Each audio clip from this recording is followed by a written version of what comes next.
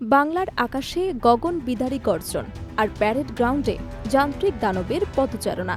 শত্রু শিবিরের হৃদকম্পন ধরিয়ে দিতে বাংলাদেশ সেনাবাহিনীতে যুক্ত হয়েছে আধুনিক টাইগার MLRS এবং TRG-300 এর মতো ভয়ঙ্কর সব দূরপাল্লার মিসাইল সিস্টেম। 2026 সালের স্বাধীনতা দিবসে 18 বছর পর ফিরে আসা কুচকাওয়াজে এই সমরাস্ত্রগুলো কেন ছিল আকর্ষণের কেন্দ্রবিন্দু? কত দূরে নিখুঁতভাবে আঘাত আনতে সক্ষম এই টাইগার মিসাইল?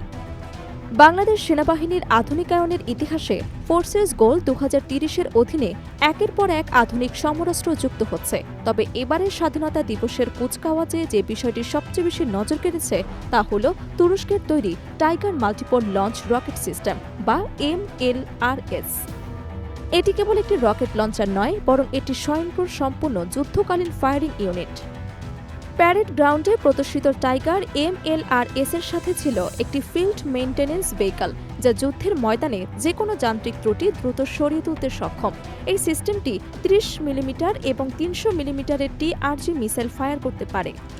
বিশেষ করে TRG-300 কাসিরগা মিসাইলটি শত্রু সীমান্তের 120 কিলোমিটার বা তার চেয়ে বেশি গভীরে নিখুঁতভাবে আঘাত আনতে সক্ষম। জিপিএস এবং ইনশিয়াল গাইডেন্স সিস্টেম থাকার কারণে এই মিসাইলের লক্ষ্যভ্রষ্ট হওয়ার সম্ভাবনা নেই বললেই চলে। কুচকাওয়াজে নেতৃত্ব দেওয়া কর্মকর্তাদের মতে এই টাইগার MLRS সিস্টেমটি যে কোনো জটিল ও ঝুঁকিপূর্ণ অভিযানে দ্রুত প্রতিক্রিয়া দেখাতে সক্ষম। বিশেষ করে ক্লোজ কোয়ার্টার ব্যাটল এবং বিশেষ সামরিক অপারেশনে শত্রুর আর্টিলারি বা কমান্ড সেন্টার ধ্বংস করতে এটি অতুলনীয়। যান্ত্রিকভাবে এই মিসাইল সিস্টেমটি অত্যন্ত মোবাইল বা গতিশীল, যার ফলে যুদ্ধের ময়দানে এক স্থান থেকে অন্য স্থানে খুব দ্রুত অবস্থান পরিবর্তন করে শত্রুপক্ষের রাডারকে ফাঁকি দিতে পারে।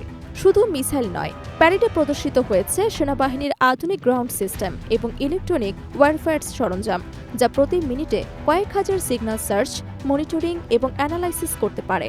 ড্রোন বা শত্রুর হেলিকপ্টার জ্যামিং করার সক্ষমতাও এখন বাংলাদেশ সেনাবাহিনীর হাতের মুঠোয়। প্যারেড গ্রাউন্ডের উত্তর আকাশে যখন এই সমরাস্ত্রগুলো সারিবদ্ধভাবে দাঁড়িয়েছিল, তখন তা জানান দিচ্ছিল যে বাংলাদেশের সার্বভৌমত্ব রক্ষায় সেনাবাহিনী এখন কতটা প্রযুক্তিগতভাবে সমৃদ্ধ। বিশেষজ্ঞরা বলছেন, দক্ষিণ এশিয়ার ভূ রাজনৈতিক প্রেক্ষাপটে বাংলাদেশ সেনাবাহিনীর এই শক্তি বৃদ্ধি অত্যন্ত তাৎপর্যপূর্ণ।